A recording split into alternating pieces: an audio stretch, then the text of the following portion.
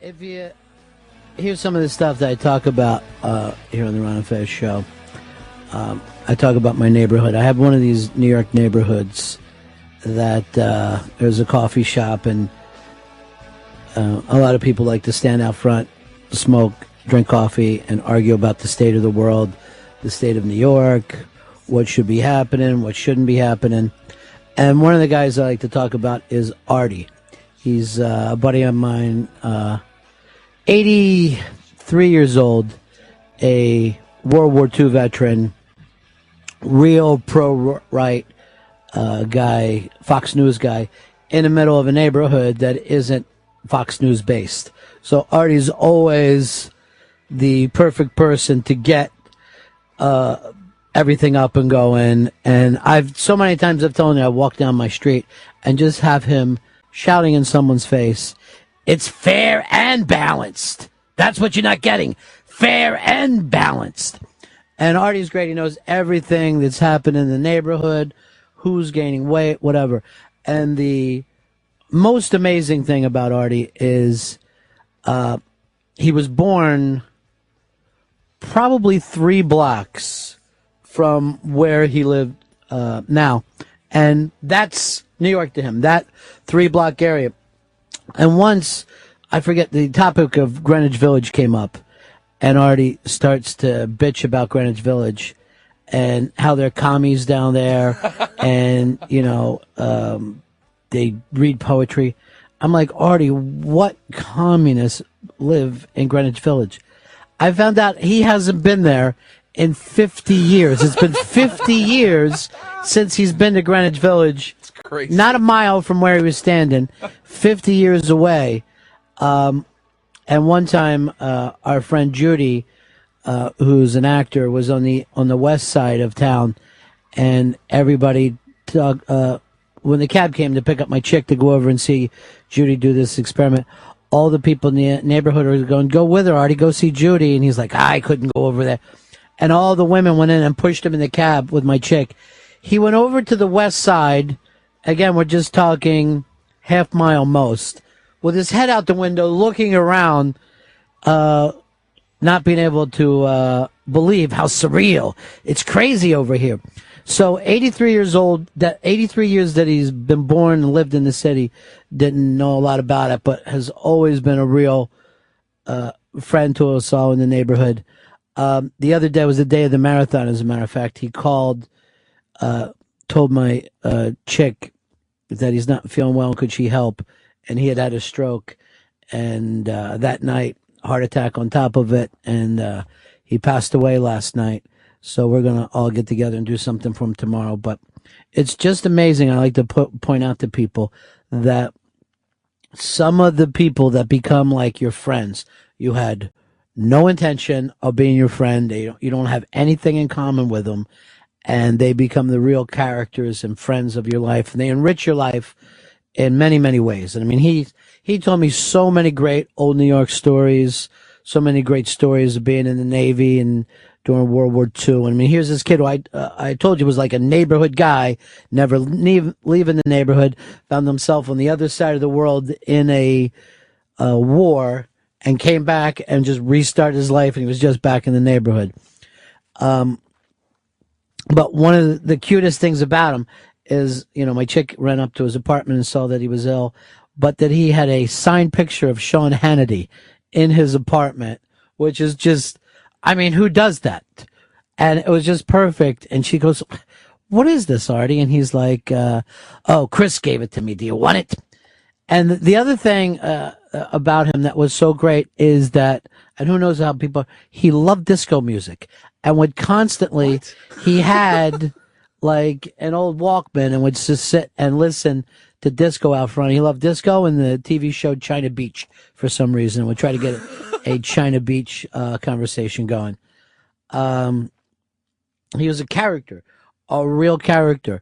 And after people die, everyone always tries to say, "Oh, he was the greatest guy." He probably wasn't. He was a pain in the ass to everybody, fought with everybody, but it was so much fun to have him around and hear his crazy gossip and tell him to stop gossiping about people and mind his own business and no, you're totally wrong. You got this point wrong. And I cannot begin to tell you how much I'm going to miss that guy standing out in front of the building, running that street for everybody. But life is crazy. And, you know, when you move to New York City, the one thing that you want to do is have that feeling like you're in a New York movie or, you know, a sitcom or something. And he really added to that, to, you know, where everybody parked on the street. He knew where everybody, how they were, when they line up to parallel park, he was out busting their balls. He would have fights with the other shop owners on the street. And I'm like, Artie, just let the tailor be. Don't jump into his world. And it's just really crazy how guys like that enrich your life. And the weird thing is, you'll spend half the time going, oh, that damn Artie, why don't you know? But that's what life is about, you know, just bumping up against each other. And I'm gonna certainly miss seeing him around. Joe, you're on the Ron and Fez show. Yeah, I'm pretty sure I know why your buddy was into China Beach. I'm sure it had something to do with Dana Delaney's sweet titties. Possibly. He did like the ladies. He was fond of the ladies. Rocky, you're on Ron and Fez. Hey, what's up, boys? Ronnie, I'm sorry for your loss. You always have these great stories about your neighborhood. I was just wondering, Fez, do you know anyone in your building? Do you have any, like, characters, anything like that Ronnie... You hang out with any of the folks in the building, any of the folks in the neighborhood? No, I don't hang out with anyone there. I mean, there's some wacky special needs citizens in my building who every now and then pull some sort of stunt, but I don't hang out with them. No conversations? No. Coffee and smoking is a big part of my neighborhood. A lot of coffee, a lot of smoking, and a lot of Bloomberg bashing. And anything that comes up on the street, everybody walks over and gets involved in it. Yeah, I mean, there's people like that in my fucking neighborhood. Just old school fucking guys, especially the people in my building are just constantly gossiping about each other and Right. just fucking going at it. It's really funny because you get this thing about New York, like it's this, you know, when you first get here, it's like, well, there's just so many people, I don't know what to do with it. But after you've been here for a little while, it's like every block is a small town and everybody knows what everybody's doing and comments on it. It really ends up becoming fun. Or it could just drive you crazy if you're the one behind it all. Here's Jim, Arizona. You're on Ron and Fez. Hey, I can't help but notice that Fez, who has actually been funny this last couple of days, is starting to sound like Andy Rooney. There is a maybe we can start and do all this and Fez Watley on the Ron and Fez show. Here is Sean, Albany. You're on Ron and Fez. Hey, Ronnie, it's kind of funny, isn't it? You tell a very touching story about a guy that you became really close friends with, dying, and says he doesn't even say a word. Yet a lesbian can't wear a tux to prom, and he's in tears. Fez doesn't have to say anything to me about Artie. I introduced Fez to Artie before. No, I don't need condolences. I'm very lucky to have met that crazy old bastard. He was really a lot of fun. Isn't it funny that, you don't have to have a great personality to be a lot of fun? I mean, I can't begin to tell you that in terms of doing anything right to draw people to you, Artie didn't do any of them. I love it whenever you bring him up in any stories. The guy sounded like he was the shit. He was literally, he was such a pain in the ass. But he would go through well, Artie was also another one of these guys. He knew how to beat any goddamn gimmick in New York, with, against the landlords and all that. And yet he was Republican. And I'm like, Artie, if you had your way and the Republicans got to it, you'd be out of that goddamn $1.75 a month apartment that you've had since the 40s. You don't own it. No. You have rights. We all have rights. And I'm like, yes, that were fought for you by the Democrats. You're a fucking socialist because you're paying $2,500 less a month than anybody that you know in a one bedroom in New York. No, definitely not. Oh, you could never get him to agree with you. He just was just hysterical. The final things of finding out that he had a Sean Hannity signed photograph was just awesome. Unbelievably great. Just perfect for him. Because he seriously loved Fox News. Was he a Glenn Beck fan? Yeah, he loved them all. I mean, he never even put out, too many of them by name. But if Fox News knew what they lost in this guy, they would drop their flag to half-mast today. Because he defended them to everybody. And I don't know, New York City, you're not going to run into a lot of pro-Fox News guys. No.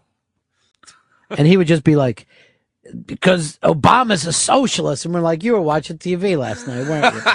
You were watching TV again. Josh, you're on Fez.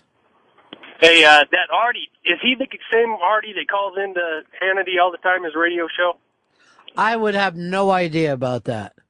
There's an old gruff fella, I believe he's from New York, Artie, he calls in all the time. Oh, man, if that was him, seriously, I would... I mean, first of all, I have no idea about that, but it would be hysterical to me. John, you're on the Ron and Fez show. Yeah, how you doing, Ronnie? Artie was always on Sean Hannity's show. He'd call in and Sean would talk to him, and I don't know whether it's the same guy. I don't want to freak people out that might know that guy. I mean, I can't picture Artie calling radio stations, but that would be mind blowing to me. That would be absolutely mind blowing. That really would be the shit. All right, 866 Ron Zero Fez, 866 Ron Zero Fez. It is the Ron and Fez show. Fez, you've been through a couple self-contained bits today. How you feeling about them? Okay about that. Yeah? Yeah. Yeah, just okay. Let's go over here to David, San Antonio. You're on the Ron and Fez show. Hey, Ronnie, I just wanted to say the guy on Sean Hannity was Marty, All right. with that Marty, not Artie. Yeah, and Marty died a couple years ago. All right, I appreciate it. Peace. Yeah. Yeah, I don't know. It would have been hard for me to believe that he would be out there because the daytimes were spent policing the neighborhood for himself. Checking up on everyone. Yeah. And then taking his newspapers over to these old ladies and dropping them off. He had this routine of everything that he used to do all day. Oh, nice. And he would give them the New York Post and Daily News after he was done reading it. And he would act like, well, I like to help them out. I help them out. You'd just be throwing your newspaper out anyway, Artie. I need something to read. Yeah, you gave him something to read. I guess, I just want to go out of your way. Don't act like we're supposed to give you a prize for it. And then also on Veterans Day, he would dress up, put his medals on this Navy T-shirt, and sit out front and let people say thanks. Hell yeah. What's up? Eric, you're on the Ron and Fez show. Hey, Ron. Yeah. You doing all right?